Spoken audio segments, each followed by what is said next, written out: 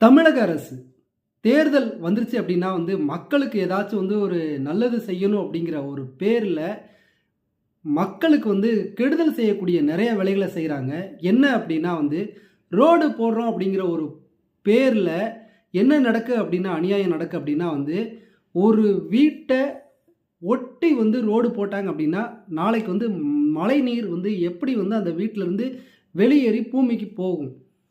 இன்றைக்கே சென்னையில் பெரும்பாலான இடங்களில் தண்ணீர் நிலத்தடி நீர் இல்லாத ஒரு சூழலில் இவங்கள மாதிரி ஆளுங்களுக்கெல்லாம் எப்படி ரோடு போடுறதுக்காக கான்ட்ராக்டுக்கு நீங்கள் அனுமதி தரீங்கன்னு தெரியல.